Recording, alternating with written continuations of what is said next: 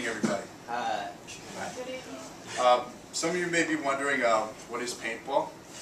It's a sport that involves using a paintball marker where you will use it to eliminate another opponent on the opposing team. It's where you shoot paintballs at each other. And there's different types of games. They have an elimination game where two teams, they will go against each other and they'll try to eliminate one team. They have capture the flag, where the objective of the game is to take the opposing team's flag and take it to the other side. And then they just have what they call a scenario, which is where they give you objectives and missions, and you have to complete these missions before the other team does. And those are pretty much the different types. Now, the first step for paintball is you have to use safety and protection. Now, number one thing you need to use is a mask.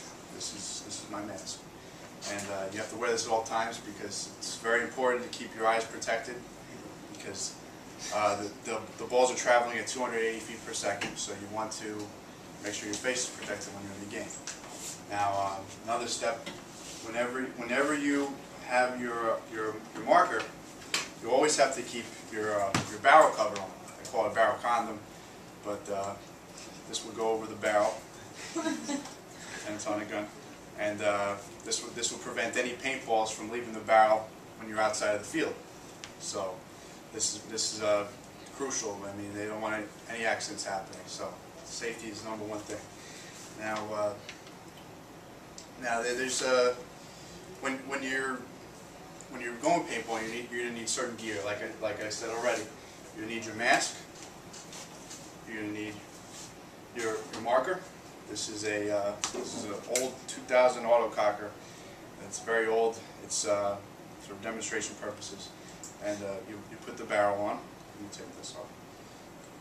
Now, you never air the gun up unless the barrel cover's on, because they don't want any accidents happening off the field. So screw the barrel on, and then you place barrel cover over the marker. Okay. And the next thing you need is your hopper. This is what you put your paint in. This goes on top of the gun.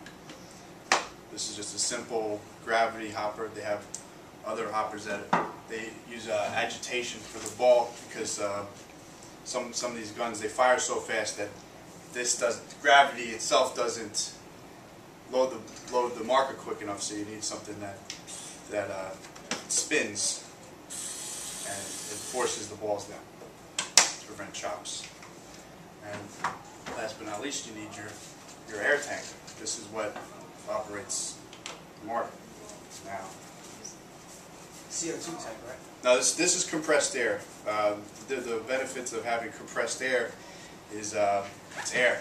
If you use CO2, the velocity can spike because it's a cold gas. So on a warmer day, if you're chronographing the gun to shoot 280 feet per second, like I have demonstrated here, the ball will drop off here. Now, if you have CO2, sometimes if it's hot out, shoot farther. So you get very inconsistent shots. So the key thing is to have consistency and to not shoot too hot. So this is the regulator on the marker, and you would tighten or loosen it to regulate how much air goes into the gun, and that will determine how far the paintball will shoot. Now, okay. So we've covered C. And now that you know how this works, the other gear you're going to need is your pod pack and your pods. This is what you carry the paint in. The paint, you open it up, pour the paint in, close it, and you will put this on. This is my nice leopard one. And put it on. They have adjustable straps, so anybody can play. Then after the paint's loaded, you store it in here, and then it's ready. It's ready in case you need to reload. So then you would put paint in here, and then that will give you the paint to use to eliminate the opposing team. So, and then before you go into the field, you need to put your mask on. So, you put your mask on. You get your marker, and you go to chronograph, and then you're ready to play. Now, I was also going to go over some strategies, because if you're first time paintballers, you don't want to just go out there and get shot right away and ruin your fun. So, just a few tips I have for everybody is let everybody else run ahead of you. Don't go out there when the whistle blows. Just let them do their thing. Let them get shot first. You can see how the fight's going on, and then judging from there, then you could make your moves.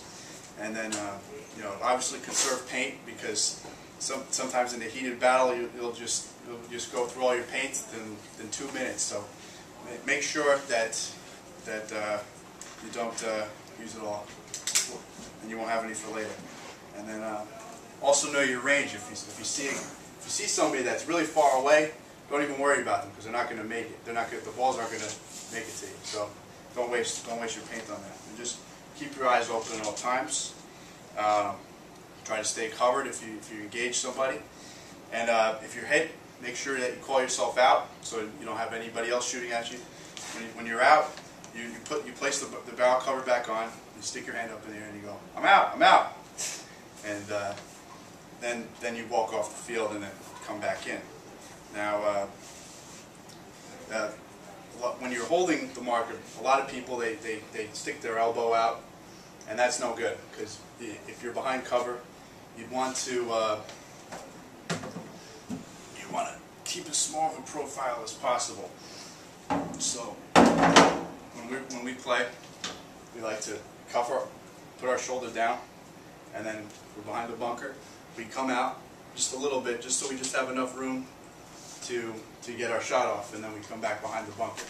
So that way we don't have any appendages exposed when we don't need to. And these are just a few tips when you're going out there. So you don't just walk out there. I've seen a lot of people just run out and start shooting, and then they just get lit up by paint, and they're not happy, and everybody's mad. So these are just a few things. I recommend everybody try it at least once. It's something.